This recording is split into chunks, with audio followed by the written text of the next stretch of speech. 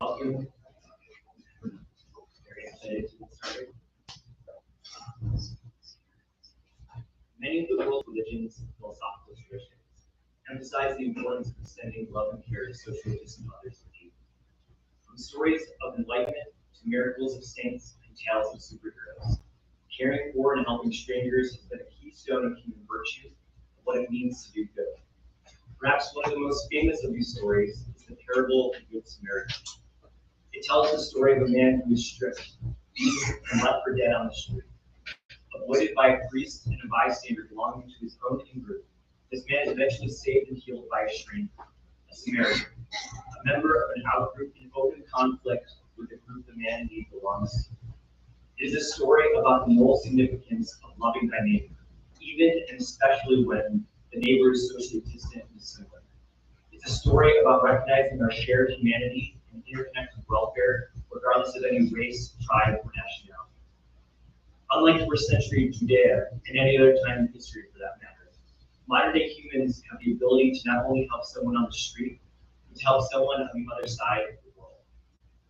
We now have the ability to help and save the lives of distant strangers, thanks to advances in technology, transportation, and medicine. Yet, while people deeply love and care about the welfare of close others like family and friends, we rarely have an expansive and universal scope of moral concern that encompasses all people and even all living beings. This is not simply a moral quandary, but an existential one. As addressing society's biggest challenges, such as pandemics, global poverty, and climate change, requires a more universal sense of care and altruism that includes distant strangers. There are, however, an array of notable exceptions. For example, populations like living organ donors, effective altruists, animal welfare advocates, and long-termists promote distant altruism that goes well beyond close others, such as family and friends. Well, not without detractors or controversy, which I'm sure we'll get into during the course of the day, these populations exhibit exceptional forms of altruism, and they appear to treat the suffering of others more equally, regardless of how distant or similar they may be, albeit in different ways.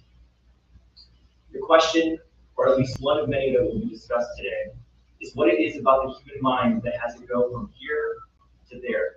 What expands our more universal sense of care and altruism for others? What are its benefits and what are its consequences? The purpose of this conference is to discuss how science is revealing a deeper understanding of the cognitive, affective, social, and moral antecedents and outcomes of these exceptional forms of altruism. What can we learn about the aspects of the human mind of supporting exceptional care and altruism by investigating the similarities and differences across populations? How can we expand our moral circle of concern to include distant strangers, non-human life, and future generations? What are the promise and pitfalls of such extreme forms of altruism? And what exactly do we mean when we say the most good?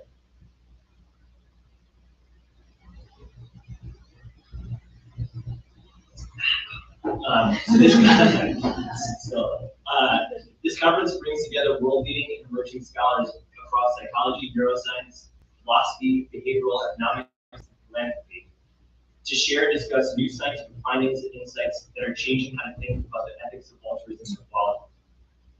For those of you who don't know me, I'm Brendan Bo O'Connor. Most people just call me Brent. I'm a cognitive scientist, an outsider artist, and an associate professor in psychology at SUNY Albany, and I'll be your host today. Our first order of official conference business is to give thanks. Lots and lots of thanks. A tremendous thank you to our speakers in advance. It's a really stellar lineup, and I'm super excited to see their presentations, to rip and explore new ideas with you all. Thank you to those in attendance as our distinguished guests, and offer your valuable time, thoughts, and perspectives on these topics with us. And thank you to those tuning in online. We're so happy you could join us. An especially heartfelt thank you to my former graduate student, Kyle Law, for self-organizing and co-hosting this conference today, and to the John Templeton Foundation for the financial support. Without each and every one of you, this would not be possible. So from the bottom of my bearded heart, thank you, thank you.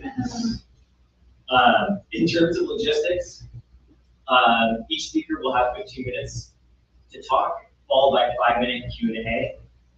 There's going to be several breaks kind of sprinkled in throughout the day. We'll grab coffee, grab water, continue informal discussions. And note that Zoe is our appointed timekeeper. So she has kind of gently remind you like where the clock is. She'll give you a 5-minute warning, a 2-minute warning, and a 0-minute warning, which is to say, please kindly consider stop talking at that point.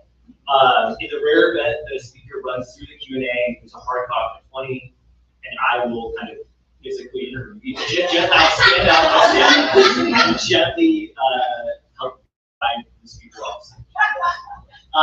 Although I've been a fan of much of the work of the speakers here for a long time, I myself have not focused on studying the science of altruism until more recently.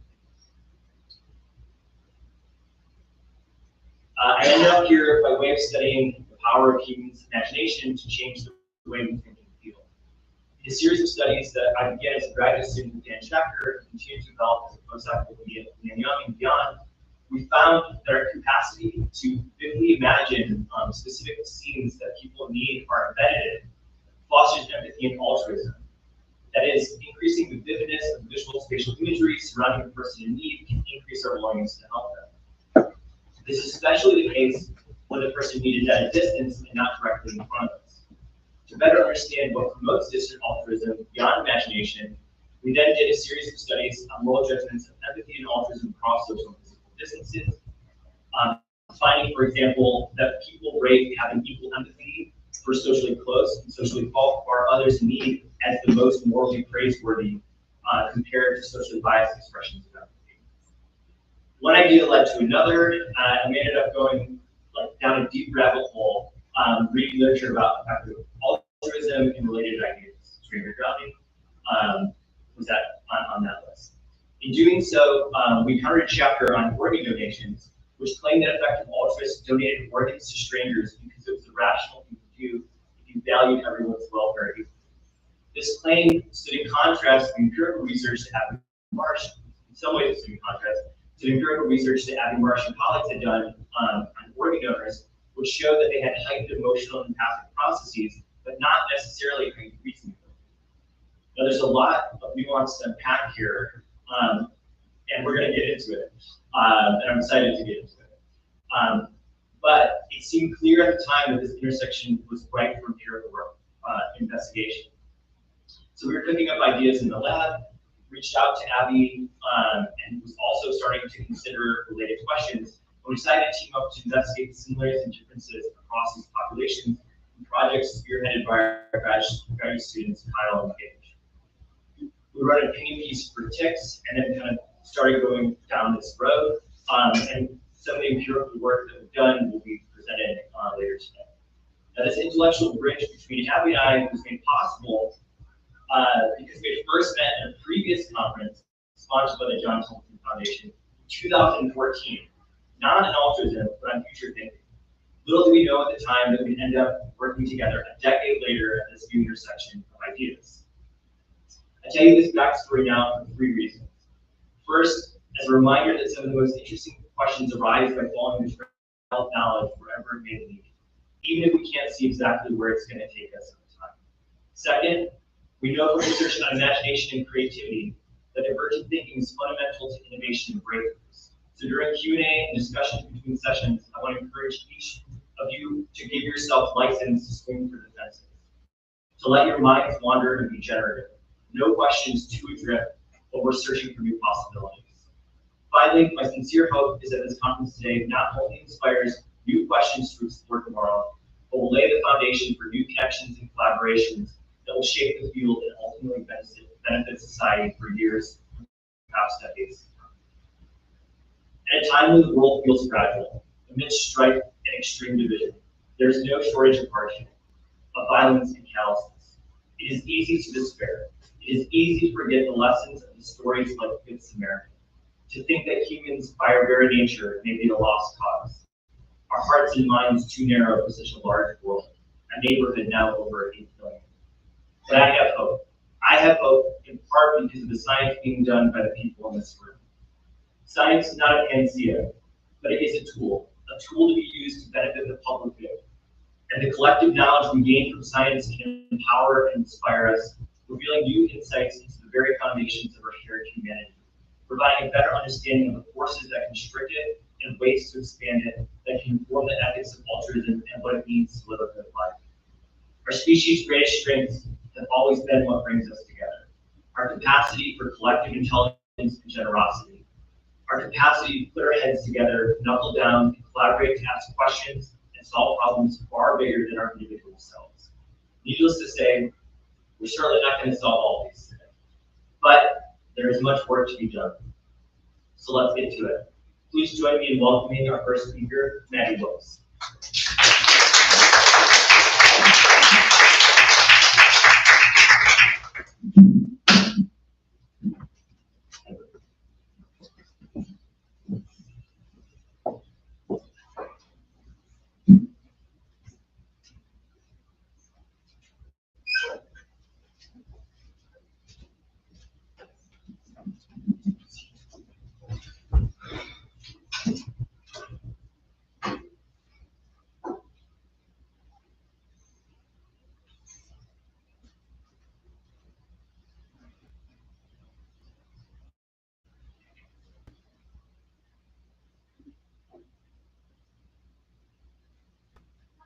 Thank you for a really beautiful introductory talk.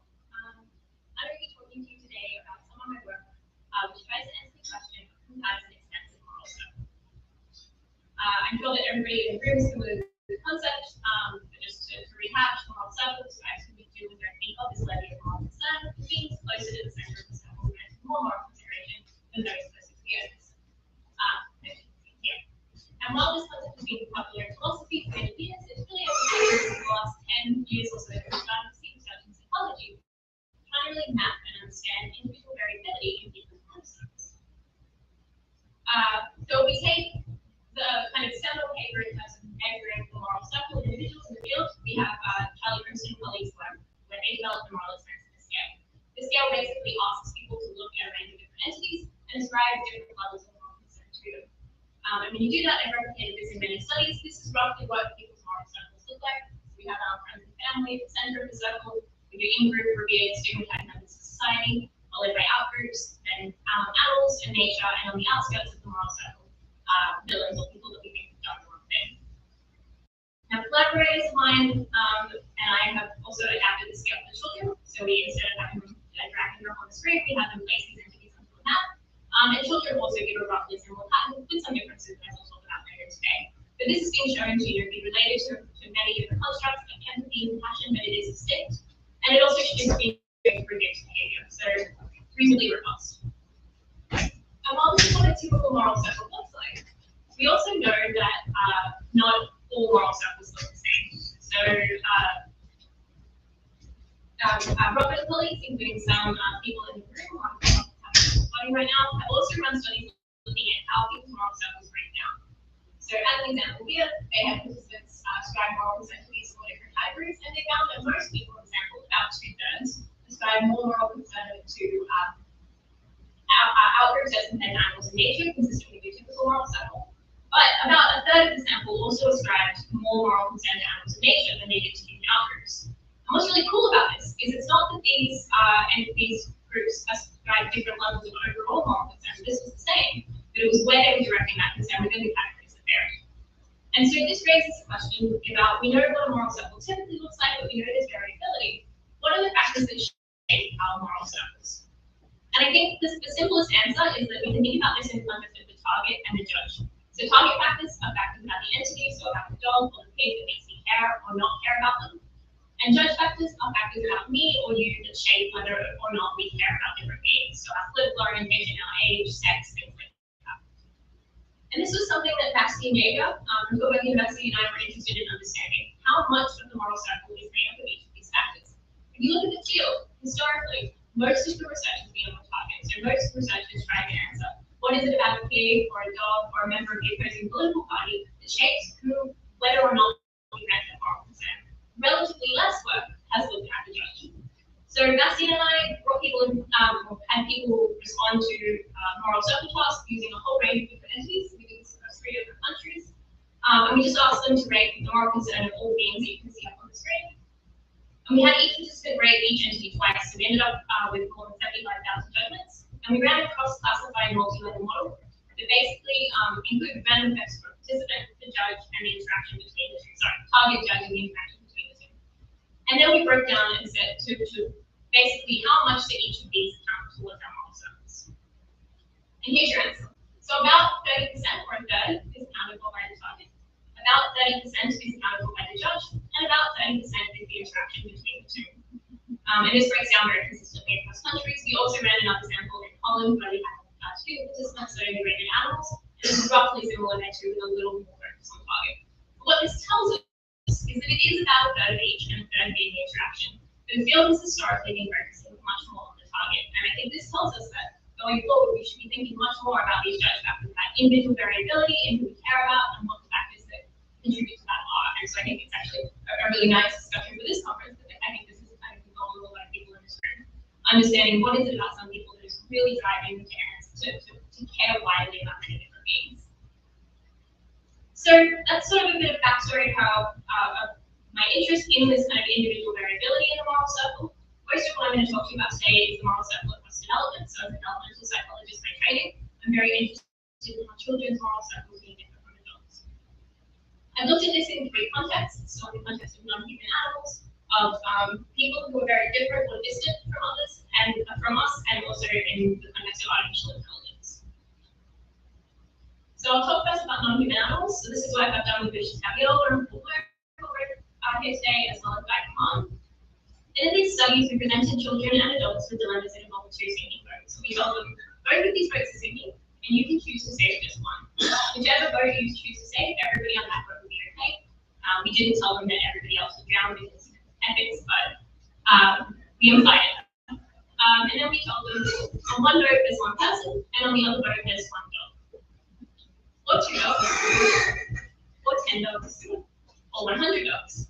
And we also did the same for pigs, and we also showed an increasing number of people. So these are all possible combinations of people versus dogs and people versus pigs.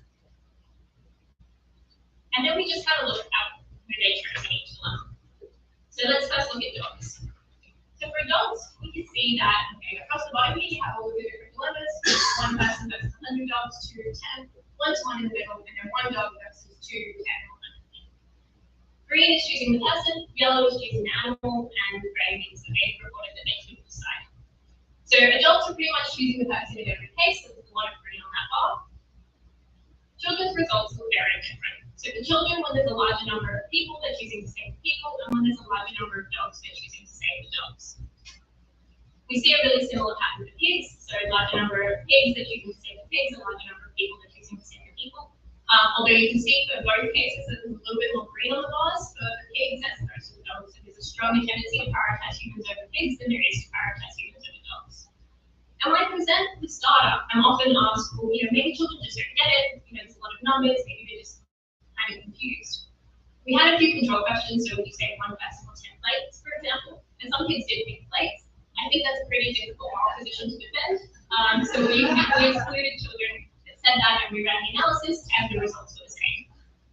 And I think it's also worth looking at these one-to-one comparisons here, particularly in the dog case. So for adults, when there's no numbers, it's just 1 versus 1. They're choosing the person almost all the time.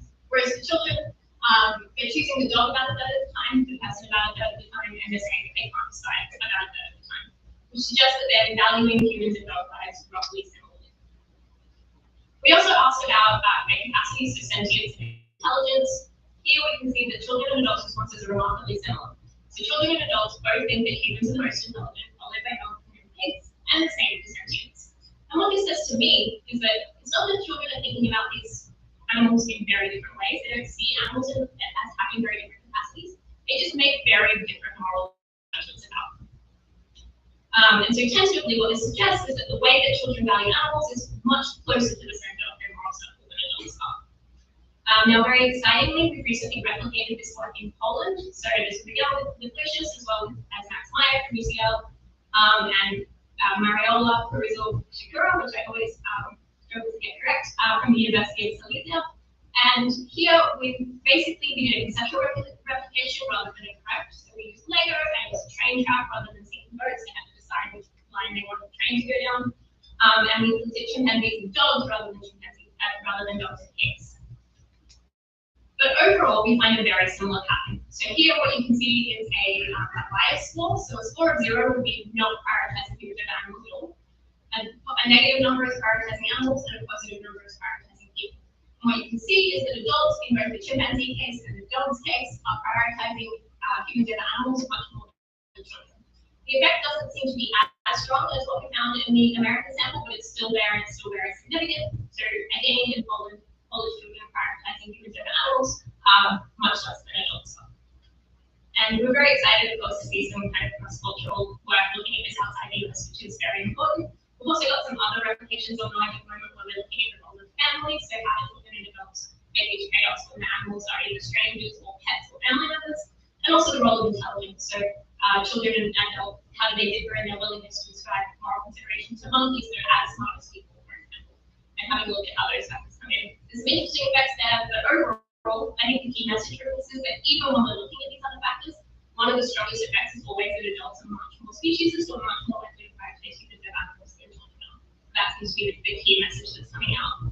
And so I think when we think about the moral circle, with all of these replications, tentatively I'm starting to really sort of claim that children look at animals closer to the center of their moral circles.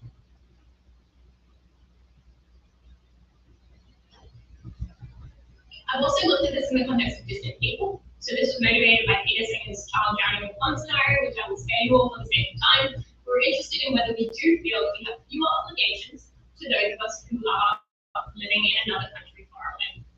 So this is by backing up with Julia Marshall. And basically, we presented children and adults with dilemmas that involve dyads of people. And we either describe these people as physically close together, so they can walk to get to one another, or very far apart, they have to plane to get to one another. And we also manipulated social distance. So either these people listen to the same music, play the same games, and eat the same food, or they all have different music, different food, and different games. So we have these two manipulations. Now we didn't find any interactions between the different kinds of distance, so I'll just report them as the main effects. So first of all, we look at physical distance. So I think the clearest effect here is the age effect. I should have specified that the children in the sample, so the younger children were 5 to 7.5, and the older children were 7.5 to 9. And what you can see is that as you get older, you're less likely to think that you're obligated at all. So a higher number there is more likely to say that you're obligated to help. And yeah, older children compared to younger children are think you're less obligated to help, and adults once again think you're less obligated to help compared to older children. But we also get these interactive effects. So here, older children and adults think that you're less obligated to help someone if that person is physically distant from you, while younger children don't differentiate. They do differentiate in other categories, so it's not that they can't distinguish between this physical distance, but they just don't make this judgment in the context of obligation to help. We also did specify it's possible to help somebody that's really far away, so we explained you can do that through donation. And while I think it can be more difficult, we try to account for some of that, but I think that might be playing the judgments a little bit here. But generally, it seems like older children and adults think we have fewer obligations to those who live far away from us. We see a similar pattern for social distance. So here, younger children and older children, so both categories of children, thought that you were equally obligated to someone regardless of their social distance from you, whereas adults were saying that you are less obligated to help somebody if that person is different from you. So, and again, we see this very clear obligation effect where the older you are, the less obligated you think you are to help anybody in general. So again, from the context of the moral circle, this tentatively suggests that young children, and we have replicated this, but I think that once at this point, so we'd like to see a bit more work. But again, it tentatively suggests that in the context of the moral circle, young children are more willing to put different and distant others closer to the center of their moral circle. Finally, I've also looked at this in the context of artificial intelligence. I'm not going to get into the details of that here today. This is work that has been led by Gracie Meineke and Kristen Summer across a couple of different projects. So I can some of this all the way back in my PhD and some during my postdoc. But overall, we find the same effect where children as compared to adults differentiate much less in how much moral consent they grant to artificial entities as compared to humans. So they still prioritize humans over artificial entities. The degree is just a lot smaller of that. So again, potentially children are willing to put artificial entities close to the center of their lives. So I tried to answer the question, I've talked about some of my research that has answered the question, who has an expansive moral circle? I hope I've made the case that the moral circle is of course shaped by both target factors and judge factors, and that the field in general has had quite a heavy focus on the target. And going forward, I think understanding more about these judge factors, who it is that has an extensive moral circle and what is driving those people is a really important future direction, as well as understanding this judge by target interaction. So it's not only about who has an extensive moral circle, but who these people care about specifically, how those two things interact. Over the years that I've been giving this talk, or versions of, I've become more confident in the claim that children do appear to be more morally expensive than adults. Of course, there's always still open questions, but we're starting to see this in many different contexts. So with non-human animals, with distant people, with artificial intelligence, and other collaborators have often found this in the context, for example, of strangers versus family. Young children think that we're more obligated to strangers, and the discrepancy between strangers and family is smaller as well. So it seems like children appear to be more morally expensive than adults in the context of moral concern. I think that this work kind of asks small questions and it answers in some ways, and so I'm really interested in understanding when children's moral circles interact. So all the work I presented today and most of the work in the space is usually children from about 5 to 10 years of age. What happens between 10 years of age and 18? What happens across that trajectory for children's moral circles to go from what seems to be quite expensive to the more contracted moral circles that we see in adults? And what's driving this change? Of course, there's not going to be one answer to something like that, but what are the factors that really kind of motivate and facilitate that contraction? I'm also recently being funded by the Economic and Social Research Council in the UK, and I'm trying to develop some additional projects to build off this. So open questions that I'm really interested to hear people's thoughts on today are, who else has a broad moral circle? So I've done a little bit of work, for example, with children who are vegetarian and needy families, giving what we can donate, and people who work in the existential risk community. I'm really interested in understanding the other kinds of groups that are really, really motivated to help distant others, particularly people on the outskirts of the moral circle. Abigail Marsh is an audience whose work really actually was the thing that motivated me to do my own, so I'm very excited about that. Which factors are the most important for the moral circle? So right now, most of the work will look at 1 or 2 factors that predict moral concern. I think if we were able to put all of these factors into a single model and understand once everything is accounted for, what is the most important? That feels like a really important future direction, something we're working on. And finally, the thing I'm most excited about, which is what are we actually measuring when we measure moral concern? So we talk a lot about moral concern, moral consideration, but I think the field hasn't done a particularly good job in defining what we're talking about. As an example, if we look at a moral circle right now, a chair and a child molester are both on the outskirts, but they're out there for very different reasons. A chair is out there because it's amoral, it's morally irrelevant. A child molester is there because there's somebody that we see as having done the wrong thing. And the way we conceptualize moral concern in psychology at the moment doesn't tend to do a good job of drawing these concepts apart. So I'm really interested in understanding what we're actually measuring, what are these constructs, and how do they relate to the different entities that we're judging. So thank you very much for your time. Thank you, of course, to the conference organizers and all my fantastic collaborators, and especially to Paul, who was, my postdoc advisor and really helped me to undersee a lot of these projects. So thank you so much.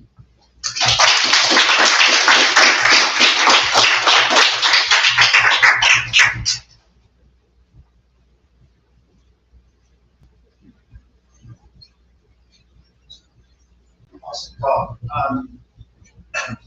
Do you think you'll find a very similar result for children's bonus maximus patterns or morally distant targets? What do you think will explain that? So we are looking at this at the moment. There's just kind of some ongoing work, but we're looking at people who are people in the future versus alive now, so people other categories doing trade-offs. It seems like they are more expensive. I think the effect is a little bit less strongly in the future people, and there's some questions there about how much can children comprehend the idea of somebody who might be born for a few years or something like that, but also there's less certainty around the outcomes of future people, and I think that probably comes into play. But we're in the process, we've just analyzed the data, we haven't started writing up the paper, so I'm holding my strong opinions maybe for a time where I'm not in front of a microphone. Thank you.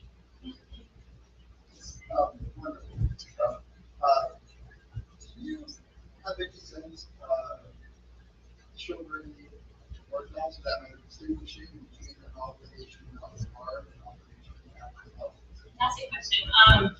I don't know of any research on this. I think this was something Paul and I talked about a little bit about the second exposure to negative rights that during my postdoc, and we didn't end up finishing it. But one of the kind of questions that I want to capture in this, what we actually measure is, how children and adults distinguish between these concepts. So if you have thoughts, I would love to hear them.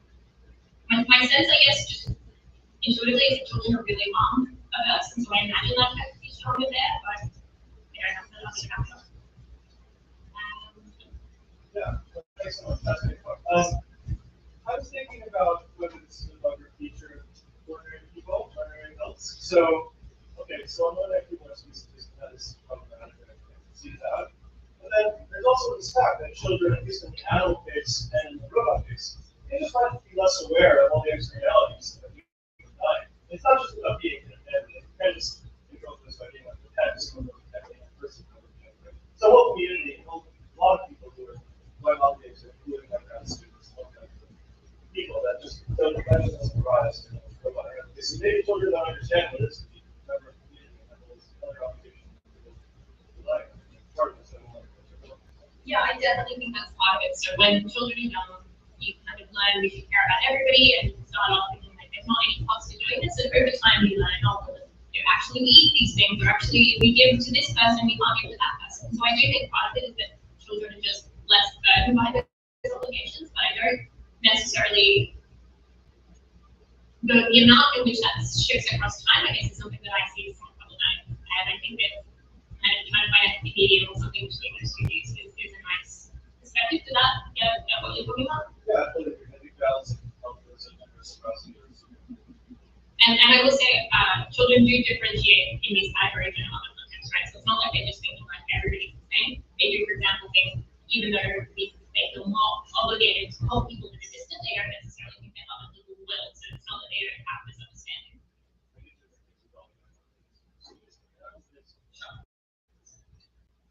Sorry, there's many hands. Do you think that kids are put bad dogs on the There are no bad dogs. Yes. Maybe. I think because the harm and like the bad is very, very strong. I think it's actually not saying that system like kind of build on a certain biases and really certain acceptable in the same way they want to. And if you look at social media, right, no one comes out with it. Bad guys get harmed all the time. Interesting trade-off. Out of time. Yeah, thank you.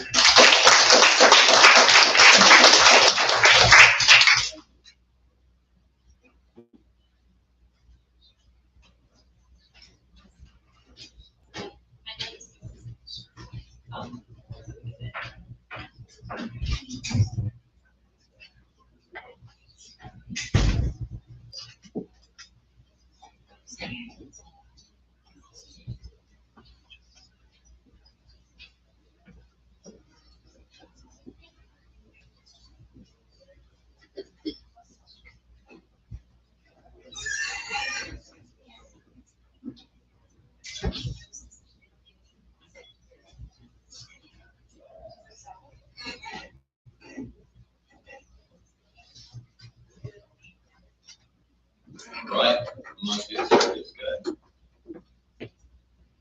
Okay, great. So I'm going to present some joint work with Lucy Lisson.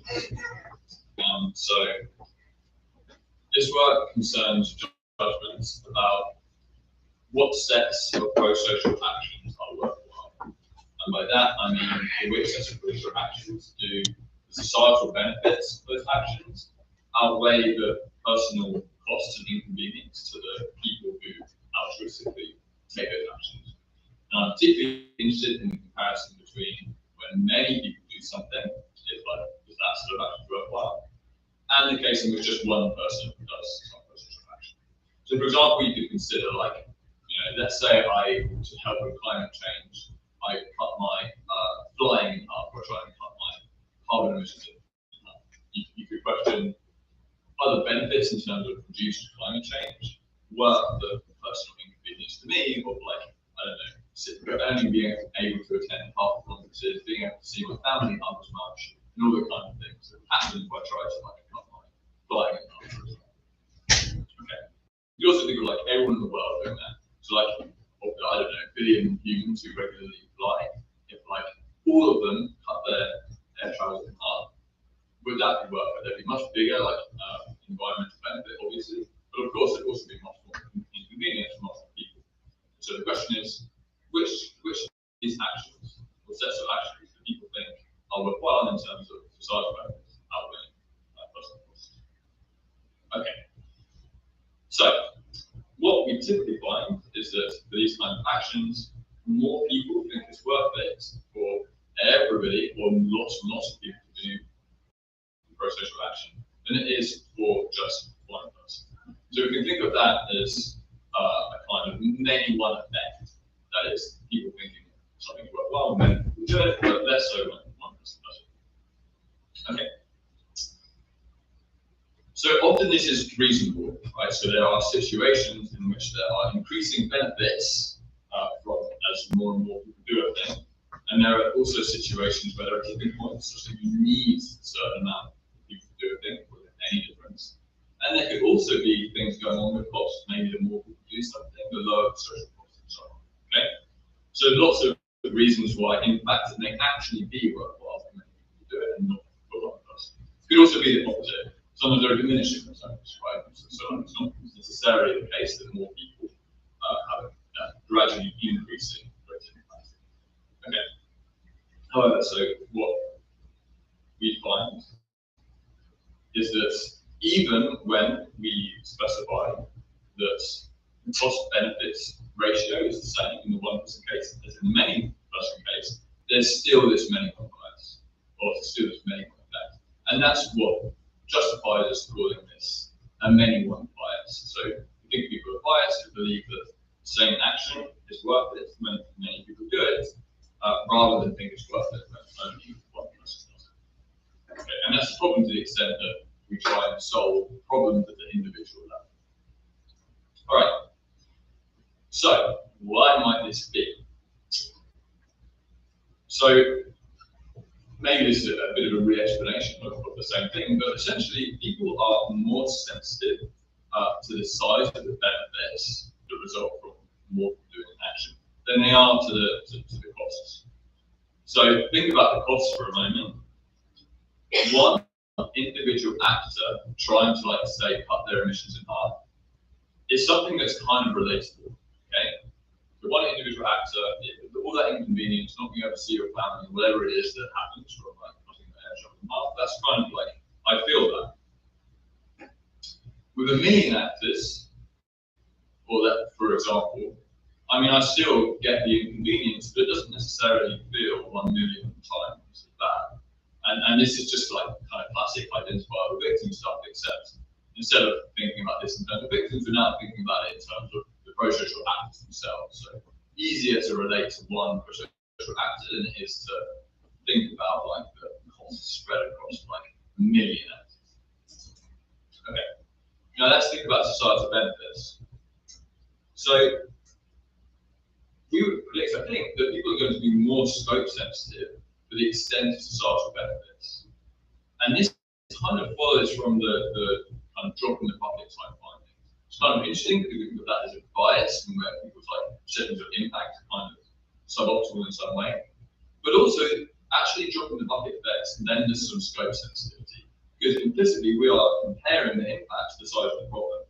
So the larger the impact is in proportion of the problem, the more big it feels, right? So there is actually implicit in the drop in the bucket effect, the scope sensitivity. So essentially, when you think about one individual actor, like, for example, cutting their emissions in half, it's a tiny proportion of a societal problem. So, like me just doing something about my emissions, I mean, it's nothing compared to, like, all of climate change. Okay. When you think of a million actors, or even a billion in the case of climate change, now you're like, oh, okay, this is actually like a substantial thing in comparison to the problem. And so with benefits, you do actually have some scope sensitivity, and that just comes from the comparison point, the reference point, is the size of the overall problem. Okay, so overall, we're going to be somewhat sensitive to the number of people acting when we're thinking about benefits, but less so when we're thinking about costs. Okay, with costs, we definitely don't have that same comparison. It's just the number of people doesn't mean very much. There's not much to compare it to. Okay, so I'm going to just show these many-one effects and many-one biases in a few studies. I'm then going to show you some. First, I'm just going to show you, like, some basic kind of vaguely realistic scenarios about actions that people can do in real life. So, okay, some things you can do that maybe pro-social: boycott Amazon. Let's say that Amazon's bad for a moment. You could boycott it. You could give up meat. You could just go on a protest. Let's say child labour, for instance. You could stop driving, try and cut emissions. Okay. All things, process your action that you could do. So we're going to suggest these actions to people, and we're going to ask them if the potential benefits to society of these actions outweigh the personal costs to the actors. Between subjects, people are either going to make the judgment for many people, 500,000 in this case, or they're going to make them for just one person. Okay, so let's look at the Amazon scenario. So we start off just basically saying that Amazon's terrible for all kinds of reasons. Okay, now we say, imagine one person from a neighborhood like yours. Now imagine that one person, without considering others, participates in a boycott of Amazon, which currently has about 2.8 million boycotters, by refusing to purchase goods from them.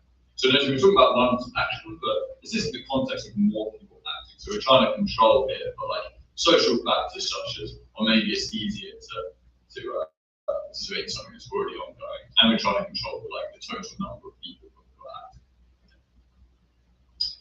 Okay, so we just ask, would the societal benefit from one extra person boycotting Amazon be worth the total cost of this one person, the inconvenience of this, I guess, having to use other platforms and so on? Okay, this is a yes or no question. Many people, it's exactly the same, except now there's 500,000 people, not just one person. And what we do is we tweak the numbers a bit. So now instead of starting with 2.8 million, now we're only starting about 2.3 million. And so what this means that we end up with the exact same number of people. You also get the exact same results if you instead control the starting number of people and so the ending number of people. This is just to say, whatever results we find are unlikely to do with some theory people have about non-linearities in the effects of the number of protesters. Maybe they think, well, it's only going to work when there's exactly 2.5 million boycotters, right? That could be the case, but yeah, we find it whether like however we control that. Okay. All right. So I'm just going to show you results for all of the scenarios. So y-axis here is the proportion of people saying benefits outweigh costs for the set of actions. On the x-axis, we have each of these scenarios. I'm going to show you the one-person judgments in white and the 500,000 people judgments in grey. And as you can see, basically for all the scenarios, we have a consistent pattern. It's statistically significant in visually each scenario, except for I believe that Amazon issue. Okay, so in general, more people think that benefits outweigh costs when many people do an action than when one person do an action. Okay, so we replicated this with like lots and lots of different kinds of samples, including children, thanks to Matty. I'm going to show you, we also did like judges and all kinds of extremely fancy stuff. I'm just going to show you a scenario about local government policymakers. It's 5 minutes left, correct? Lovely, okay. Okay, so here, so we collected about 500 US elected local government policymakers. This time within subjects, we manipulated whether we're making a judgment about the actions of one local government versus many local governments. Okay, so in the one government case, this time we actually asked about their own local government. This is the only study where the one person was the self. So we get a few scenarios. One was about reducing the carbon footprint by about 20% by switching to clean energy sources. So we either ask them if it's worth it for their one government to do it, or we tell them there's a coalition of all local governments which could take the same action. And then in that case, we ask them to assume the trade is the same for all local governments to try to control for like any idiosyncratic pertaining to their own. Okay, so DB is just, in all cases, do you think the total benefits from this policy outweighs the costs? Okay, so in the one government case, 28% think the benefits are greater. In the many person case, 40%. Okay, so in fact, this was a trinary scale. So in the many case, we just have, we actually had more people saying benefits were greater than said costs were greater. So, okay. All right, so some policy implication there in which like action is going to be harder to make action happen at the level of like, say, one local government than it is overall, in the sense of like individual local governments aren't going to think it's worthwhile to do these things, or less likely. Okay, so I'm going to show you something to get a mechanism. So I'm going to try to show you that it is important that we have different numbers of people acting to get this effect. It's not just all driven by the benefit side, right? It's not just the people rounding the benefit to 0. Okay. So in this study, again, we're going to have an action that's either a low impact corresponding to say like one person, or an action that's high impact corresponding to many people. But we're going to manipulate whether we generate that high or low impact either by changing the number of people who do the same action. That's like the kind of individuals manipulation case. Or alternatively, we'll do it by just increasing the kind of fixed guaranteed costs of that action. So I'll show you what I mean. In number of individuals, it's very similar to what we did before. We say in this case there's a 5 million difference you're trying to make, and with one individual, you have a 1 in a million chance of making a difference. And with 100,000 individuals, you have a 1 in 10 chance of making a difference. Okay, so manipulating the chance you have of making a difference by the number of people. In the abstract cost to the world case, instead we just say how much the cost is to the world of increasing the chance of making a difference. So in the low abstract cost to the world, it's just $5. In the high abstract cost to the world, it's $500,000. So $5 corresponds to one person donating $5. $500,000 corresponds to 100,000 people donating $5 each. Okay, so it's a similar idea, except we're just taking the number of people out of it. So I'm going to show you results. So again, the y-axis is the percentage of people saying benefits outweigh costs. First, I'm going to show you this on the right. There's the number of actors who give $5. It's either 1 or 100 in the low impact and high impact cases, respectively. So here we see the same many-one bias, right? So like when one actor donates $5, that's less likely to seem worthwhile, and then 100,000 do. But when we translate this into just abstract costs to the world, so either the increase in the likelihood of positive outcomes at cost of $5 to the world, $100,000 to the world, the effect goes away and slightly reverses. And it's not that surprising that it slightly reverses, because prospect theory suggests that we will overweight these small probabilities. So this 1 in a million probability is going to be perceived as kind of disproportionately impactful relative to the 1 in 10. So in fact, on the benefit side, it's not doing much for the bias at all. It seems to be important that there's like either 1 or many impact. That, I believe, is all I have time for. So I had an excellent study which showed me that there's definitely a bias. There's no way it's going to be justified. Look at that interaction. I can end with a quote from Barack Obama.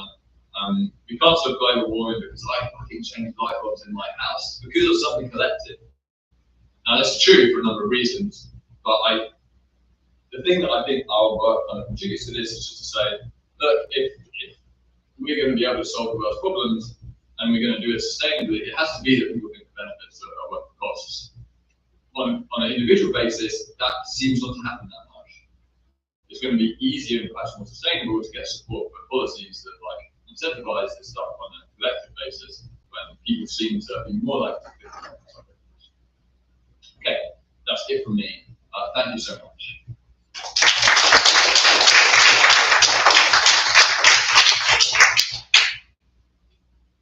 Yes.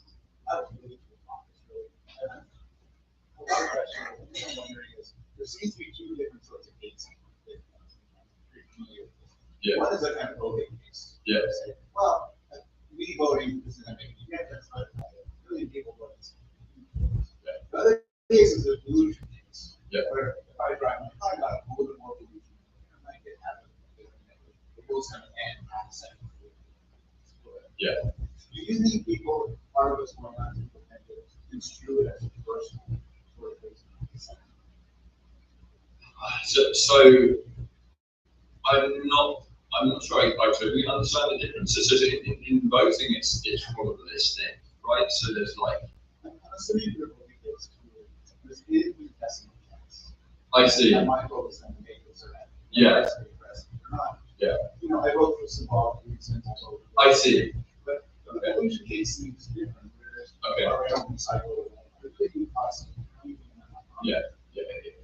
Okay, yeah, so the answer is, I think that the two cases are slightly different, but probably similar in their psychology, in that there's kind of two ways you can get scope sensitivity. One is in increasing the probability that you make a difference from like pretty much negligible to quite substantial.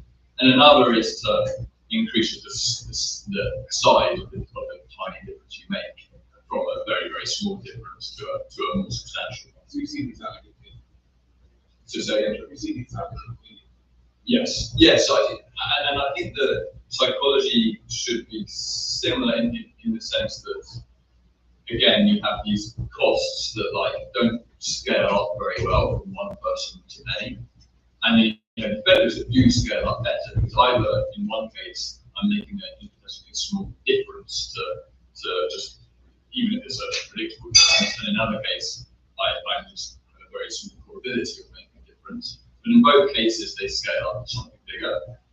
I suspect probably that the effects could be bigger for probabilistic stuff, partly because people struggle a lot with very, very low probabilities.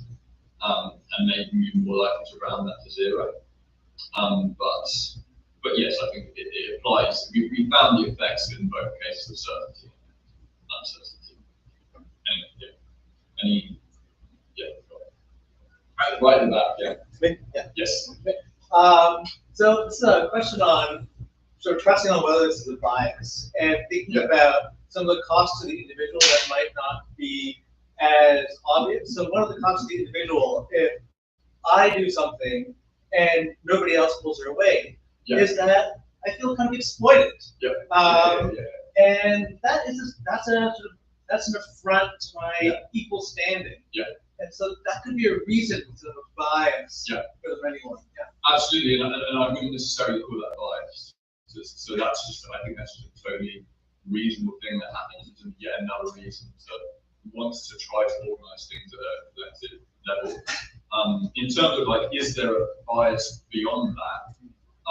How we try to deal with those kinds of concerns. Like in the Amazon scenario, for example, we already had a bunch of people acting, we're just adding one person versus adding many. And then another thing we do is in the study I can show you, we have actually the same amount of people acting in both cases. We either frame it as the average impact per person or as the total impact across people. But of course, in both cases, actually the same number of people acting.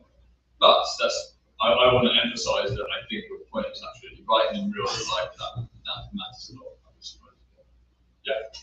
Building off Jason's point, I'm struck by the comparison stuff. The numeracy identified with effects and perceptions. Can you speak up a tiny bit? Yeah, I'll try to show up. Sorry. I'm struck by the similarities between this work and prior work on identifying numeracy and empathy. And I'm just curious, not just in that literature, the contrast between more cognitive kind of brain effect interpretations of those effects versus more motivational, defensive kinds of things. For your case, I'm wondering how much do you think this effect is driven by changes in the cognitive framing of the problem versus cost-benefit calculation, considering who are my allies in collective action? How does the perception of others as potential helpers in this area change the motivation? So, okay, so I'll answer the question I think I understand, which is how much of this is driven by some kind of, maybe it's the motive of reasoning where I don't particularly want to engage in this action myself. And when you talk about one person, then yeah, you could be applying that to your own situation more easily than when you talk about many people together, and therefore some kind of defensiveness of like, I don't want to be the one doing the thing, could apply more to judgments in that case. Yeah, and I certainly think it could, and it could. Those kinds of motivational considerations, I think, could be contributing factors. Yeah. Oh, we are time. Thank you so much. Great question. Happy to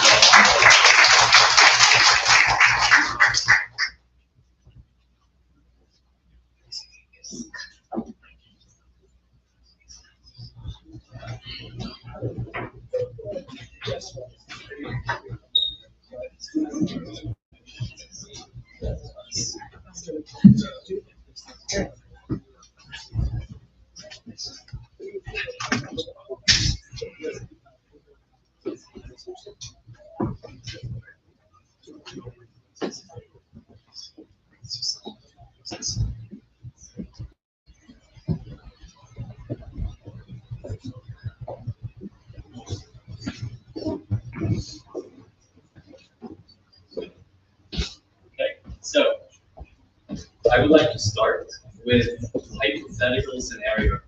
Let's imagine a situation that is set in the future. Imagine you work for a customer service company and you have a new colleague called Emma. And it's her first day and she's getting to know all of her new coworkers. And you're up next. You have a 1-hour video call with Emma, and during that call, you realize that Emma is a very kind, warm person. She's a bit nervous at the beginning, but then later she's also very excited about her new position. You chat a bit about work, about your hobbies, and Emma even expresses a bit sort of her passions, her dreams in her life. And after the call, you have a really good impression of Emma. But later, your manager tells you that Emma is actually not a human being, that she's a highly advanced artificial intelligence, designed to be indistinguishable from other humans in her appearance and her behavior, but also in the way in which she expresses feelings and desires. Now, this may sound like sci-fi, but I think it's quite possible that we could create such technology relatively soon. ChatGPT already today communicates in a very human-like way. Of course, the video component is missing, but people are working on that, and I think it's quite possible that within the next few years we will have such technology. And of course, it wouldn't be very difficult to design these AIs in a way that they also express feelings and desires. So in this talk, I'm going to assume that we will eventually create very human-like AIs that express feelings and desires. Of course, I'm not sure whether this will happen, but I actually think it's quite plausible. And the reason I think it's plausible is because I think that there will be consumer demand for this, at least in certain contexts. Some consumers will want their AIs, let's say their AI assistants, their AI therapists, teachers, tutors, caretakers, nannies, or even friends or romantic partners. At least some consumers will want their AI companions to express human-like feelings and be very human-like. So for the sake of this talk, I'm just going to assume that we will create very human-like AIs. And this is going to create many ethical challenges. One important challenge is the question of whether there are risks to consumers. Maybe consumers could get addicted to these human-like AIs, maybe they will socially isolate themselves. There may be concerns about privacy. And I think these are all very important ethical questions that we have to tackle. But in this talk, I will focus on a completely different ethical challenge. And this is the question of, well, what if these AIs actually become sentient themselves? So what if they have real subjective experience, if they actually not just express feelings and desires, but truly experience happiness and suffering just like we do? And if so, whether they should deserve moral consideration and even certain types of rights. And of course, this is a very, very difficult philosophical question. And some of my philosopher colleagues are tackling these difficult questions. In this talk, I'm not going to try to address these philosophical questions of whether AIs can actually become sentient and what sort of the moral implications should be. Instead, I'm going to address a different question, a social science question. This is the question of, well, how are people going to respond to these human-like AIs? What will the public think? Will the public perceive these human-like AIs as sentient, morally significant beings, or will they not? And I think it's a really important question because ultimately, it's the public and its key decision makers that are going to determine the future. And it's an open question whether and to what extent the public and key decision makers are going to listen to the philosophers and the consciousness researchers and their complicated theories about consciousness. Maybe they will not listen, maybe they will not understand, or maybe they will not agree with these theories. So in this talk, I'm going to speculate about different possible scenarios of how the public might respond to human-like AIs. And of course, I'm very, very unsure what might happen. So I'm going to tell you about 3 possible scenarios. This is not an exhaustive list. There are more possibilities and there are subcategories here, but this is sort of a coarse-grained picture of sort of different possibilities. And again, I'm very unsure, and I'm curious to hear your thoughts afterwards in the Q&A, which scenario you think is most plausible. So the first scenario is that people will not view AIs as morally significant sentient beings, or that people will view them as morally significant sentient beings, or that people will disagree with each other. So let's start with the first. I think this is really quite a plausible scenario, that people will just not view AIs as morally significant sentient beings. Why would that be? Well, first, at least today, most people are very skeptical that digital sentience is even possible. So if you ask people whether ChatGPT is sentient, people don't think ChatGPT is sentient. And maybe rightly so, most experts also don't think that ChatGPT is sentient.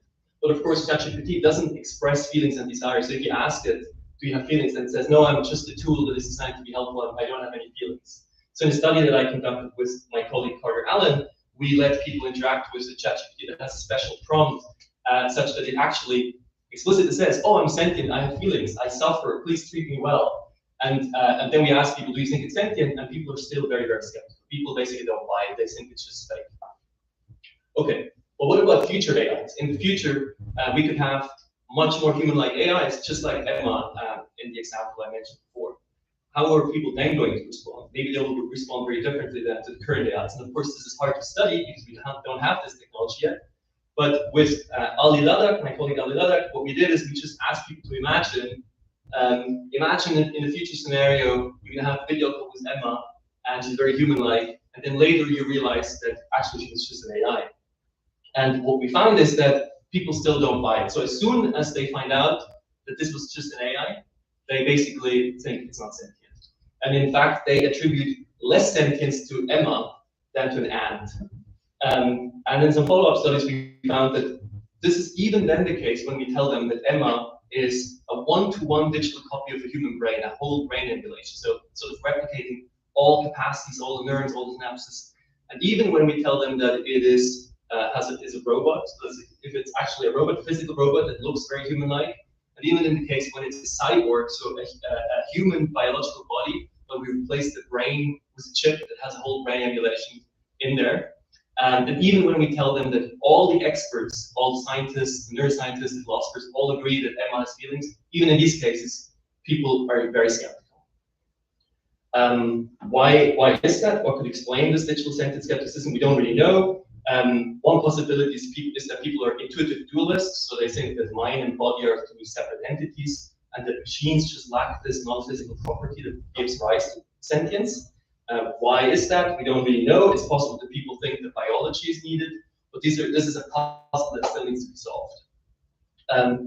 Now, I think even if people were to accept that AIs could become sentient, there's still many psychological obstacles and incentives that push people away from granting them rights or moral consideration. The most obvious one is just prejudice. We know that people, this is like really strong tendencies throughout history and across cultures, that people just are very reluctant to expand their circle of moral concern to other individuals. And it's possible that this will happen with AIs too, that people will just think, look, it may look and behave like a human, but I just know that actually it's not really human because it's digital and it's not biological. It's a different substrate. So people may become, maybe we are substratists. In addition, of course, just for selfish financial reasons, we might not want to grant them rights because it'd be costly for us. Or people may be concerned that it could be dangerous. Maybe it could lead to human disempowerment if we grant AIs too many rights. So I think there are many psychological forces that push people into the direction of not wanting to accept that AIs are morally significant beings. So what about the second possibility, the possibility that people will view AIs as morally significant sentient beings? Why would that be plausible? I do think that this is also a plausible scenario. It's just possible that people's views could change once we actually create these very human-like AIs. And I think there's both deliberate system 2 reasoning paths and a more emotional system 1 reasoning path. So first, it's possible that in the future, when we have these really sophisticated human-like AIs, most experts will just have a consensus that these AIs may actually really be sentient, because especially if they really sort of replicate all the capacities that we have in our brains, but in computational form, most experts may just think that, look, even though we can't be 100% certain, we can be certain enough that we should grant them more consideration, certain rights. And it's possible that people will listen and understand. In addition, maybe even a bit more plausibly, I also think it's possible that people will form emotional bonds with AIs. So imagine, you have like an AI friend or even a romantic AI partner, and you have a really close connection to this AI and interact with them on a daily basis, maybe over many years, and you have like deep conversations about the world and life and emotional and personal topics, and you really care about this entity, and you see it not as an AI, but as another human, just as a digital human. And I think in such a scenario, many people will have really strong bonds and have a really strong conviction that these sentient beings also deserve rights. And I think there are some early indications that people can form emotional bonds with AI. So, for example, a recent paper shows that interactions with AI companions reduce loneliness. Of course, we know that people have a tendency to anthropomorphize, also AIs. And there are indeed already many people who have formed emotional bonds with AI. So there's this website called replica.com where you can create an AI romantic partner, and there's thousands of people who have done that and who claim that they have real emotional bonds and relationships with AIs. Now, the third possibility is that people will just disagree, that we will have this period of confusion and disagreement where we've created these very human-like AIs, and we just don't really know whether they are sentient. And some people will have a very strong conviction this side or the other side, and there's also already some early indication for this. So in a survey that I've conducted with my colleagues, we asked people many questions about digital sentience, and I'm just going to show you this one result here, where we asked, so this is a general population representative sample in the US, and we asked people whether they believe that AIs, assuming that we knew that they had subjective experience, should deserve harm protection and certain rights. And details don't matter too much. So, for example, harm protection, so that we should care for them, that they should be protected, that they should deserve autonomy and civil and political rights. And really, the upshot of this slide is just look at how much people disagree. Some people very strongly agree, some people very strongly disagree, and many are very unsure or somewhere in between. And of course, these views change in the future and could converge to one or the other direction. But I do think it's plausible that people will continue to disagree. And if we are going to have an AI rights debate in our society, I think it's plausible that this debate would be very heated, because, well, because there are these strong psychological forces that pull into opposing direction. Because the scope of disagreement is so big, so you can disagree about the sentience question, but even if you agree about that, you can still disagree about the question of whether they're more significant beings. Then you can disagree about whether they should deserve rights, and then which specific rights. And there's so many different groups and interest groups, and it just seems implausible that all of these different groups, the public, experts, and so on, will agree about all of these different questions. And then because these questions are so hard, it's also possible that even the experts will not agree, that maybe we just don't really have a clear consensus of what gives rise to consciousness. So, okay, now that I sort of described these three different possibilities of how people might respond, I want to say something about the different types of risks associated with these different possible scenarios. So, the first risk is that we will falsely assume that AIs are not sentient, morally significant beings, when actually they are sentient. And I think that would be a huge catastrophe. Like, imagine a world in which we're going to create millions, billions, or even trillions of digital minds. They actually experience real happiness or suffering, and many of them may suffer or may be mistreated, but we just don't acknowledge, we just don't think that they are sentient. And that would be akin to factory farming, or maybe even much worse. So it's a huge catastrophe if that were to occur. And I know this sounds a bit weird, but I do think that we should take this scenario very seriously, because we expect harm here. Conversely, there's the other risk that we falsely assume that AIs are sentient, morally significant beings, when actually they're not sentient. That would also be a catastrophe, because it would mean that we might direct huge amount of resources towards those digital entities, and we falsely assume that they are sentient. We think that there's somebody in there because they look and appear very human-like. We might even want to create huge, sophisticated future worlds for these entities. We might even want them to be our descendants, to continue our project of humanity. We might even want to sort of copy ourselves, create digital versions of ourselves, and we're convinced that they're sentient, but there's nobody inside. Therefore, there may be no moral value in there. That would be a zombie universe, or as the philosopher Nick Bostrom calls it, Disney World with no children.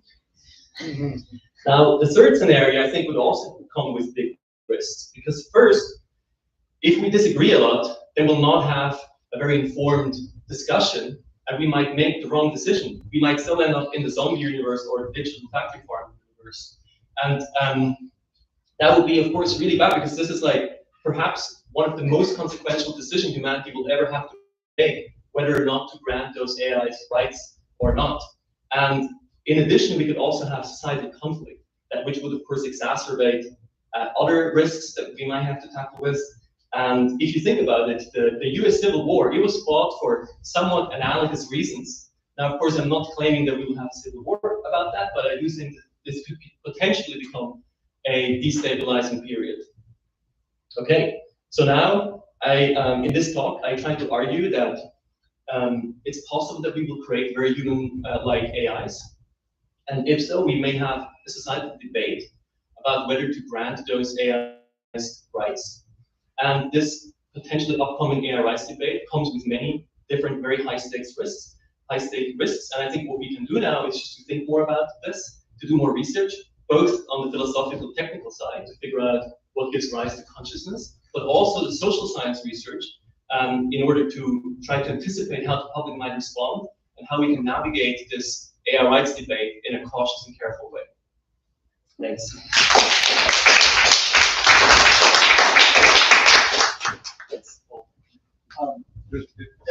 It's extremely interesting set of issues. And one assumption I think we make, that a lot of people do make, is that if we see these AIs as sentience, having qualitative experience, then we'll attribute it to moral value. But don't non-human animals show that that isn't the case? Almost everybody thinks chickens and calves and pigs have feelings and experiences, yet we torture them to death. So isn't there a space where we say they're fully conscious beings, they're going to make for great slaves? Yes, well, I completely agree. So the three scenarios I described are not all scenarios that are possible. And I agree that one possibility is that we will agree that they're sentient, but we will still not believe they are morally significant beings. And there are also additional sort of subcategories. So one possibility is that we agree that they're sentient, and we agree that they should have basic rights, like harm protection, but that's it, and we don't want to grant them any more rights. So they're basically like pets. Because like with pets, we agree that we shouldn't mistreat them, we shouldn't harm them, we can't just torture them for fun. We all agree, and if somebody did that, they would be punished by our society. But nobody thinks that they should have additional rights. But of course, AIs could be very smart, and maybe it's wrong not to grant them further rights like freedom and political and civil rights. So yes, there are many additional subcategories. Yes, in the back, please. In the very back. Yes. Yes. Great talk, thank you. So I was curious, thinking about Maddie's talk earlier, where there's kind of the target, the receiver, and the interaction. Can you hear me okay? Sorry. Yes, I can hear you. Yes. And there's like the target, the receiver, and then the interaction of the two. So this felt a lot more on the target side, which is interesting and important because there's a lot more variables there. But I was also curious if you had thoughts on the interaction of the two, or also just on the human side of it too. I'm thinking like a purity violation or something like that, where for someone who's having a relationship with AI girlfriend or whatever, maybe more that the reaction or some moral reaction is more just maybe from a human dignity standpoint, like humans shouldn't do this. This is like a front to back type of situation. I don't know. I was curious to get thoughts on that type of stuff. Yeah. Well, I very much agree that there are going to be important individual differences in how people are going to respond to the advent of human-like AIs. And I mean, as I mentioned before, there are already now individual differences in how, in people's views on whether we should grant AI certain rights. I think it would be really important to study more who are the type of people who are going to agree, who are the people who are going to disagree. Because one possibility, for example, is that the issue could become politicized, like the abortion debate, right? And so, and I think, yeah, studying this would be really important. We just don't know enough yet. And yeah, I hope people will research this more. Yes, Elias. Great talk. Really like it. I'm wondering, what do you think? Like, let's assume that we agree on how we have measures that can accurately capture morality, what we think is moral, and we all agree on it. Is there any research that highlights what we want AI to have as its moral compass? Yeah. And do you think that that's probably the right issue here? That maybe like there's disagreement about what is considered to be moral, and AI will be probably biased or not have these values. So the last part I didn't understand. I'm saying, like, do you think that part of the conflict that you're saying that might happen is because we just don't inherently agree on what AI should consider to be moral? Oh, I see. Yeah. Yeah, this is a really important question. So, what sort of moral values will we build into the AI? Yeah, and many people who focus on sort of researchers who focus on AI alignment, they're currently focused on that.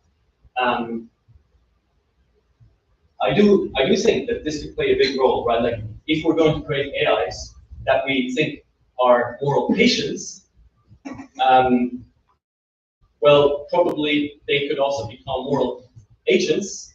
And then, of course, it matters what moral values they have. And if, for example, we think that they have very different values from us, then this would be an additional reason not wanting to grant them autonomy and certain rights that will allow them to pursue these goals. So, yes, I think that the type of values that AIs will have will play a very important role also in how we will treat them. And we need to think much more about this. Yes. Yeah. Please, yeah, in the back, very back. Yeah, very interesting talk. I'm wondering if you think that there's kind of a pressure towards the recognition of AI rights, AI sentience from just knowing that, so you might be very skeptical yourself of AI sentience, but it could be the case of in the future that your brother-in-law is an AI, your sister-in-law is an AI. So even though I'm skeptical of AI sentience, you know, my brother's wife is an AI. So my brother must accept the sentience of the moral importance of this AI system. And so, just out of respect for people who do believe in sentience and moral standing, we get this pressure moving us towards more universalized sentience. Yeah, I think this is a really great point. In fact, I can see that if people believe that many other people believe that they are saying to their rights, that this could then sort of, lead sort of to this feedback loop where they will also tend to express this more. Maybe at the beginning they will just say it without believing it. Then other people will maybe overestimate how many other people believe it, and then at some point maybe it gets even assimilated, and they then start to believe it, and maybe that's how we're going to teach to our children. I don't know. I don't know too much about this. I guess this is just general, social norms research, but I agree that this is a potential mechanism. Especially relationship. Yes, I very much agree. Yes, Matthew. Yeah. Oh, yeah. We should stop. Okay. So, thank you so much.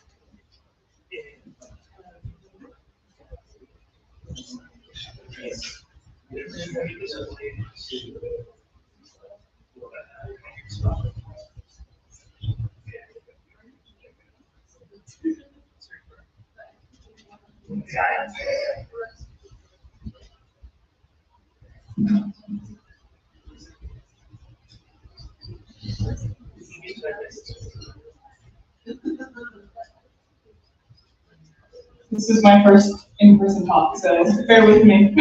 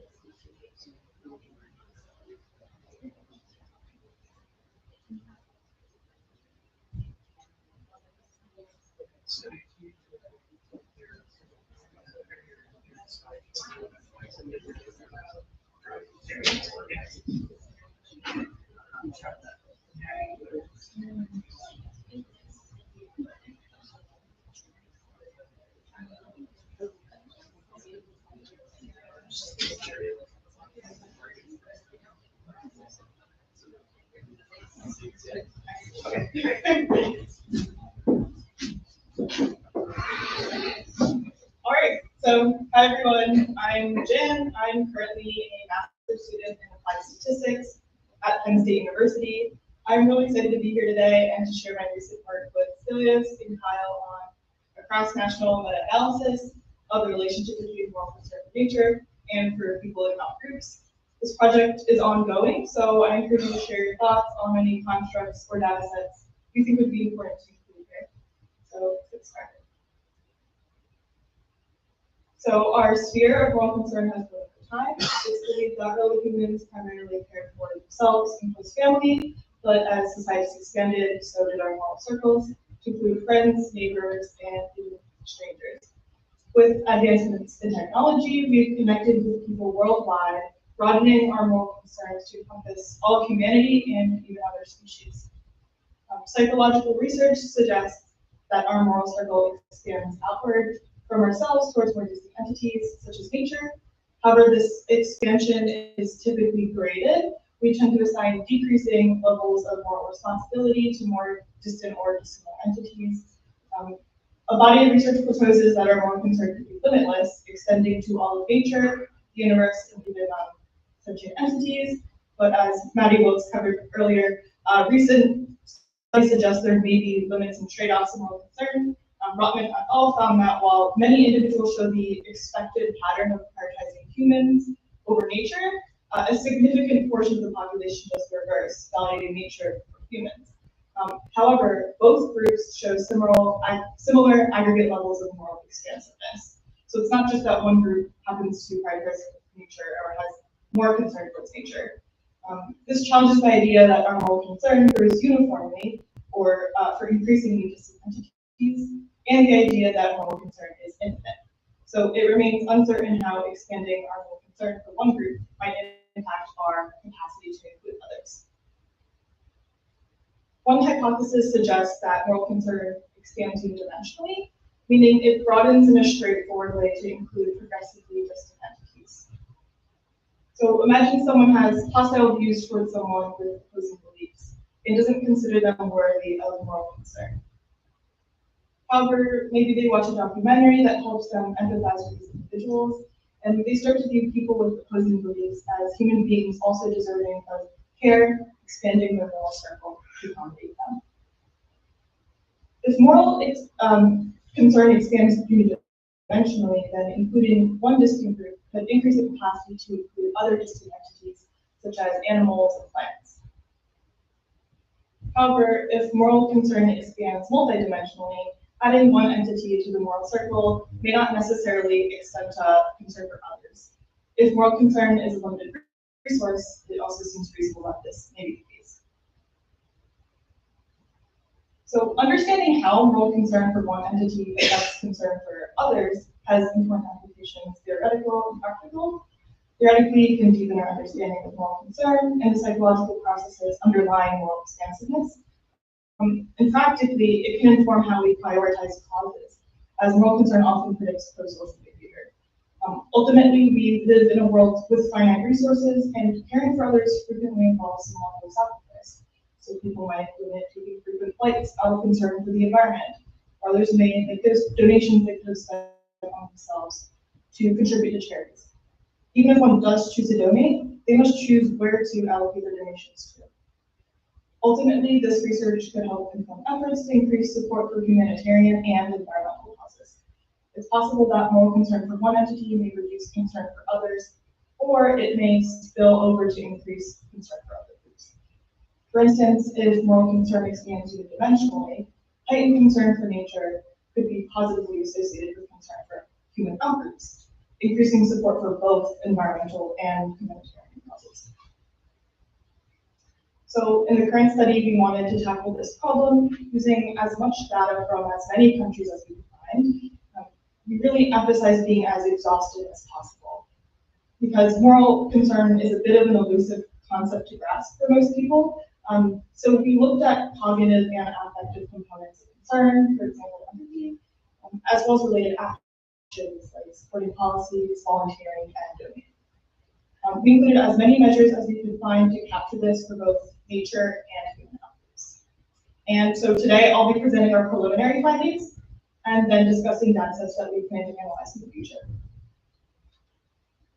So to reiterate, the moral expansiveness scale places entities in categories from the highest moral concern to no moral concern, with the inner circle representing the highest level of concern and strong moral obligation.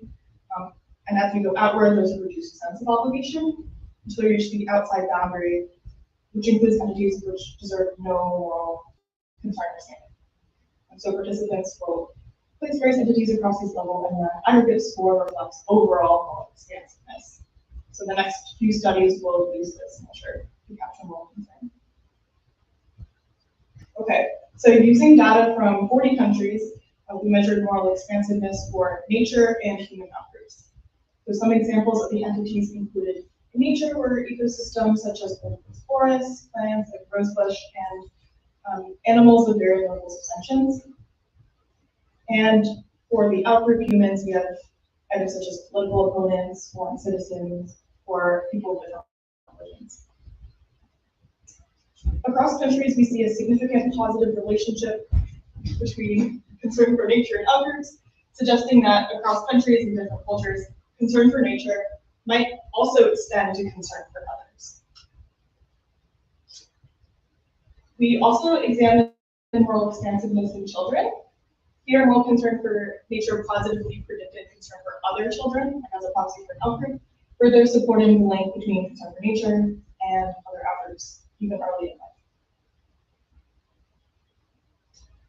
So looking ahead, we explored the association between concern for nature and human outgroups across different time frames in the future, from 10 years to 10,000 years. Data from Sorokolis et al. And Law et al. Using a shortened version of the moral expansive scale shows a consistent positive relationship, even very, very far into the future.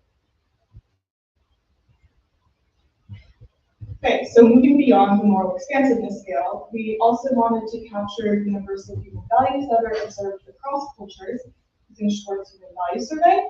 So for this study, we specifically focused on willingness to protect nature and care and concern for other humans. This data set, which merged data from the World Value Survey and the European Social Survey, was very, very large, encompassing 86 countries in our final sample. Our measures of concern here were importance of protecting nature and the environment, and the upper measure was importance of helping and caring for other humans. So, with the exception of Haiti, 85 countries showed a significant positive relationship. So this relationship holds even after controlling for demographic variance, and highlights that the connection between valuing nature and valuing other people is seen globally. We also wanted to explore pro-social traits like empathy, altruism, and environmental identity. With empathy, getting at that emotional concern for others, and environmental identity specifically regards one's sense of connection to nature and the desire to protect it. So this analysis and the following are all from cross-national data sets again. And overall, we see environmental concern positively predicts altruism. Similarly, environmental identity positively predicts altruism across countries. So suggesting that those who feel connected to nature and have desire to protect it may also have heightened altruism towards other people. Here we also see that environmental concern is linked to empathy.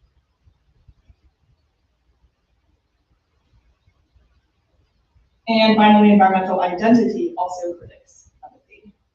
So across all of these measures, cross-nationally, we're seeing this hit connection, positive relationship between concern for nature and also human outgroups.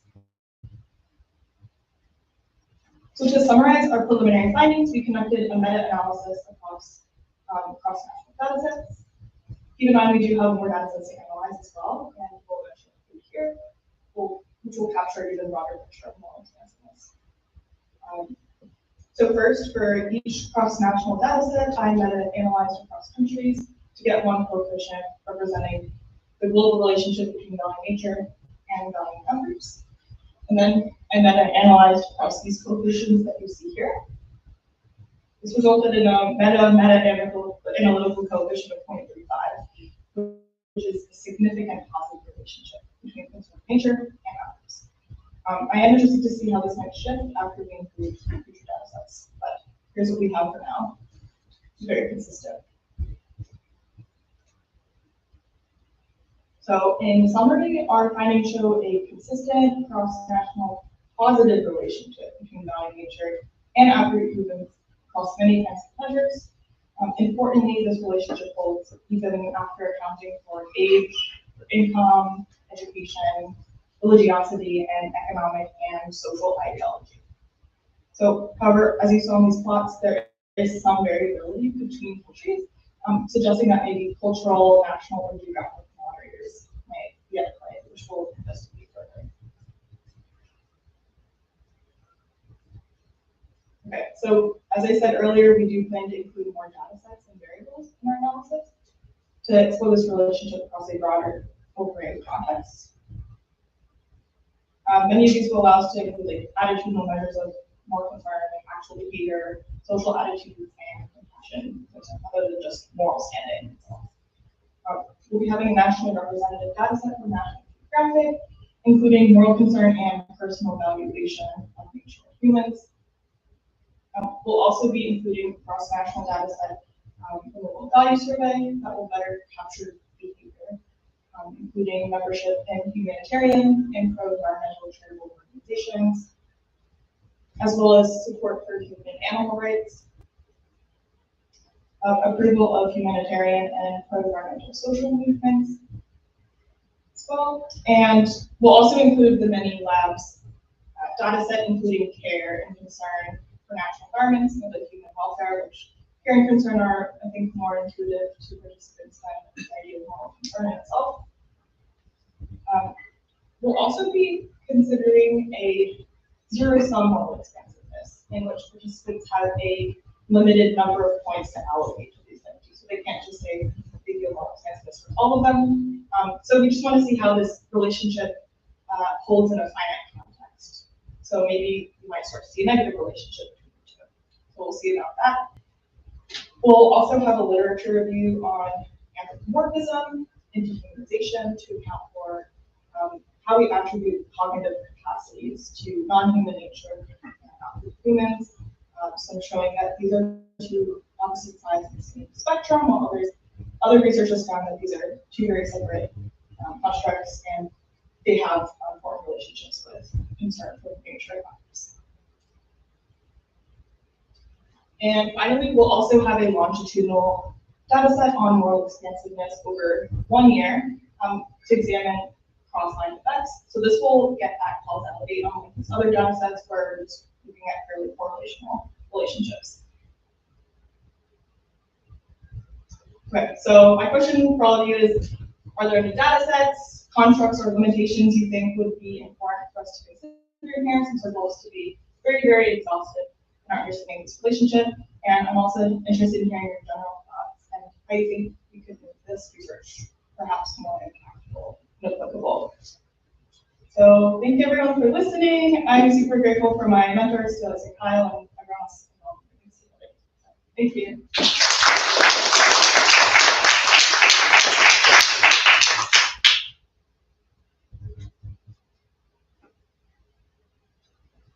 So one reason I might care about the environment is that I feel like if the environment is harmed, lots of people will also be harmed.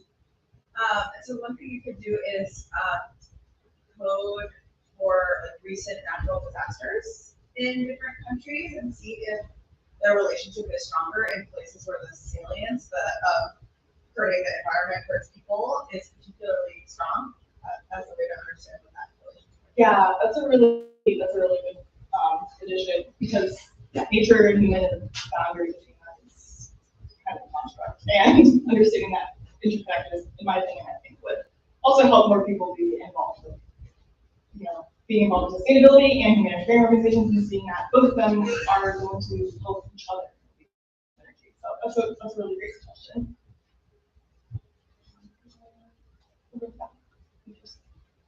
Yes. Yeah, thanks for doing this research. I'd be curious if core environmental attitudes correlate positively or negatively with caring about AIs and machines, because you find that it correlates positively with caring about humans, and it may be the case that it also correlates positively with caring about machines and AIs, because there's some sort of generalized altruism tendency thing going on. But in addition, there may also be sort of negative roots, because people who core environmentalists may have sort of an anti-tech attitude and may think like technology and machines harm the environment. So I think it would be interesting to see, which tendency is stronger. So I don't know if you can include additional items in your future studies. Something like that would be interesting, I think.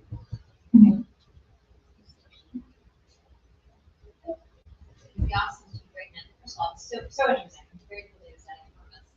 But it would be interesting to try to bring in a objectively measured data on some of these outcomes rather than self-reported behavior. So if you get, the extent of action emissions to effective nature-related charities in their pursuits, that might show whether people say they value nature, that people face corresponds to Yeah, so there are limitations to self-report. So yeah, the suggestion to also include objective measures such as looking at like actual data as to like, for example, charity activity, policies as well, and seeing if there are more policies that are supporting human rights, justice, as well as policies that are supporting environment.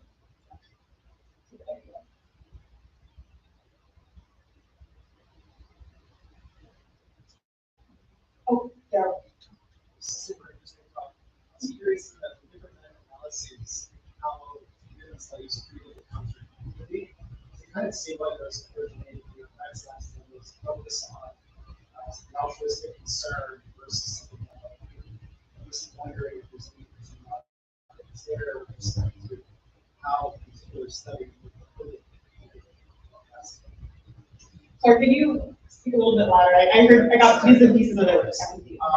I'm just curious if you're showing your meta-analyses, how the differences in the effect size is for altruistic concern, but also empathy. I'm just curious if there's anything intriguing there about how the studies coded empathy, measured empathy, coded empathy, and that's into the relationship with others and concerns. Right, so you're referring to like how there are some differences across here. And then also your meta-analysis, where you show all the differences. Where do you go out there?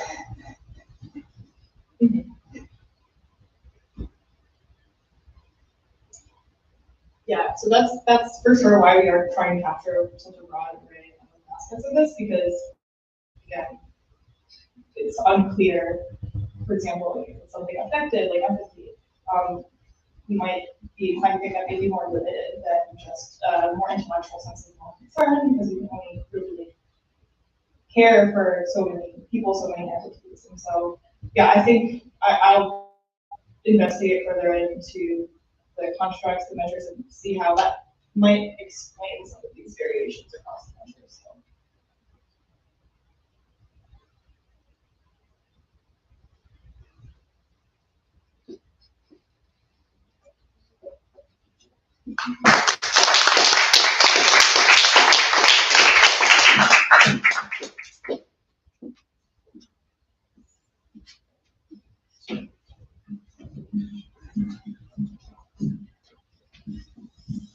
All right, so we got time. We have 2 minutes for a break. We'll reconvene here at 11. Actually, have a question for the group. We have just 4 minutes.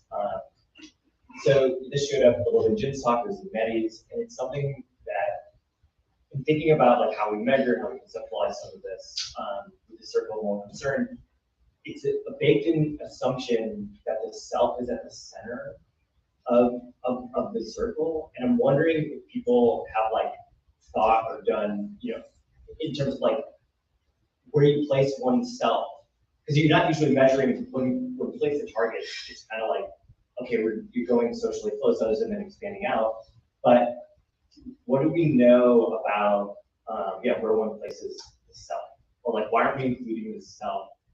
This is just kind of ripping on ideas we're sharing across the group. Do people have ideas about that or doing work along these lines? Lots of ideas. All right. Let's go. Yeah. This is literally only an idea. Yeah. That's something I certainly used to think when I was a child was that when you're making more decisions, you shouldn't even consider yourself.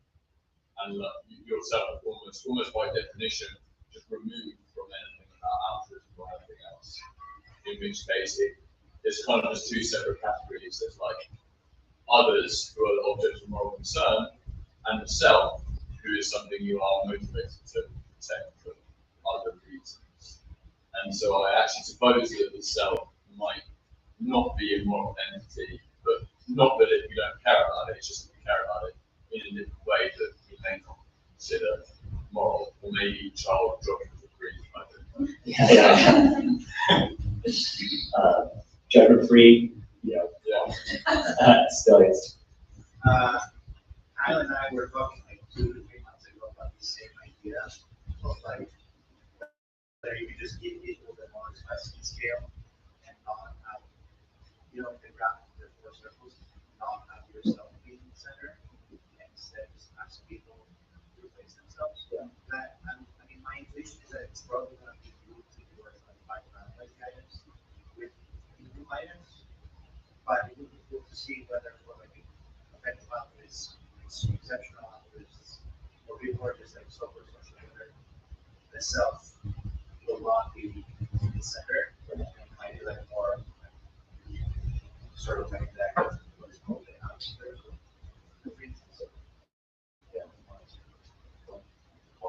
This is part of the language, where we don't normally make choices that make ourselves more. The more we do that. But I think if you strip away from the language, I give more sort of self-centered. Makes good sense. This is what we prioritize and what we actually do. You don't make explicit, you say, there's some food in front of you. Is it okay if you eat it now or shoot the run and then maybe give it to somebody else? And so, of course I do that. And so I think it's just the word moral is causing. Not the notion itself. So I take it that even from the perspective of whose interests we prioritize, there'd probably be a lot of people in the world, maybe most people in the world, who the people they prioritize are their family members or other people that they're in certain kinds of structures with certain kinds of religious and social relationships, right? So it's kind of interesting that both from the perspective of morality and from the perspective of just what we prioritize, there might be quite a lot of people. This is like kind of classic libertarian, but classic communitarian critique of liberalism. Right? You're talking about this individual who puts themselves first, and it's kind of like looking out into the world's atomic individual. It would be really interesting to do some cross-cultural work on this. It wouldn't be so hard. I mean, so people in my life, philosophers in my life, in more traditional cultures, constantly make this kind of critique of applying morality. How do you expand the moral circle of someone who already considers themselves to be deeply embedded in a circle of relationships where they are not the center? All right. Thanks. Yeah, just for. So yeah, we'll take a. Dave, do you want to win? I was just going to say, really quickly, I think a lot of people would say God. And I think we just missed that. I saw a hilarious interview once where there was a drunk guy talking about how what came first for him was his family, and then all the people that were his friends, and third of all, God. And he got a hilarious response, and we're like, you put God number 3, right? I was like, you forgot. I think we just are used to not being around people who say that. Yeah, great. So yeah, we'll take a break, and we'll come back at 11. To grab some water. 12. I need my second cup of coffee.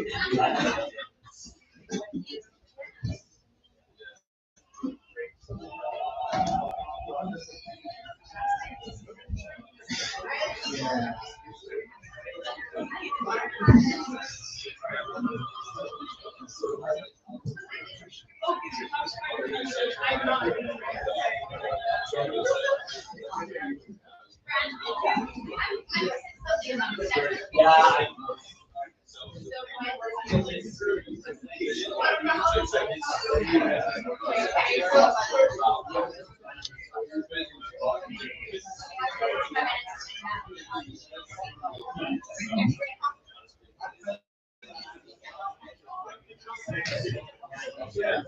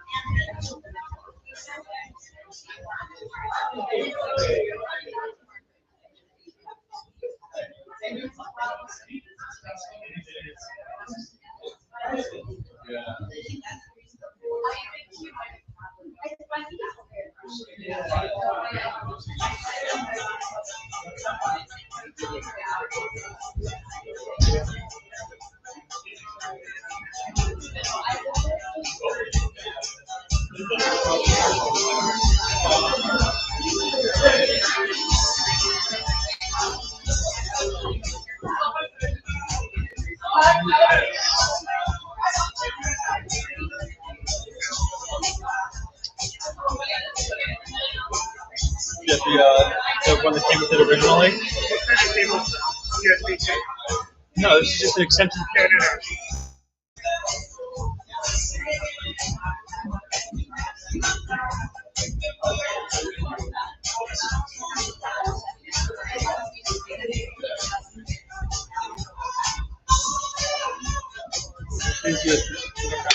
Let's see if this works. Hopefully it doesn't have to be loaded or anything. Yeah.